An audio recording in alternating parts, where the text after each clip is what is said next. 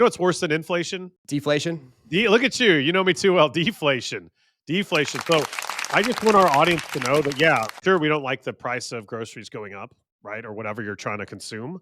But I'm telling you, if we had deflation, it would be horrible.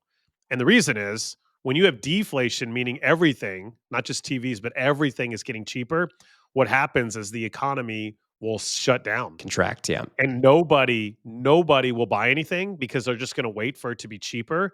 And then when everybody stops consuming, companies stop making money. So then people get laid off. So I would much rather have a low unemployment rate and inflation be at 2.9 than a high unemployment rate and low inflation, if that makes sense. Yeah, right? which really was the era that we lived through after the financial crisis until the pandemic, really. Right. Unemployment was higher, inflation was much lower. I just find I find it interesting now that those are the years that people yearn for the lack of a better term. Right. That people remember the era with higher unemployment and lower inflation. Now unemployment's lower and inflation is higher, and people want it to go back the way that it was. And I just bring it up to say that I don't know who's got it right or wrong, Jake, and I hear you loud and clear as far as deflation goes. But I just wanted to shine a light on the fact that here's what the data is.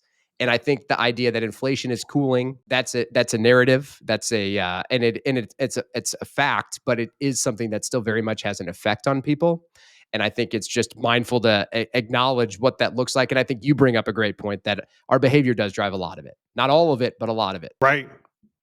Yeah, so the grass isn't always greener. I think it's a juggle, and that's the problem. That you're not going to get a perfect, more than likely, if it is perfect, it won't be perfect for long. So the Fed's got a tough job. I'm not blaming the Fed. I think they're probably too bold in probably what they say sometimes, but I think we should have a say in who's part of the Fed, personally. Like, if they're going to make these decisions, we don't elect them. There's no accountability. That's my issue, but that's beside the point.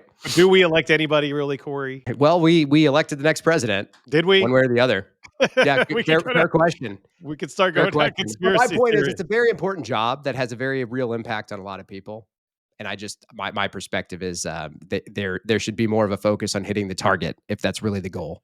Yeah, I don't think they should be elected, though, Corey, because then it turns political. That's fair. And I suppose it might already be but I hear you loud and clear there. It is, but I think it would just get worse. It would get then you want to talk about then the Fed will start muddying all kinds. I just think the less I get it. There's no perfect way. Maybe AI should be the Fed.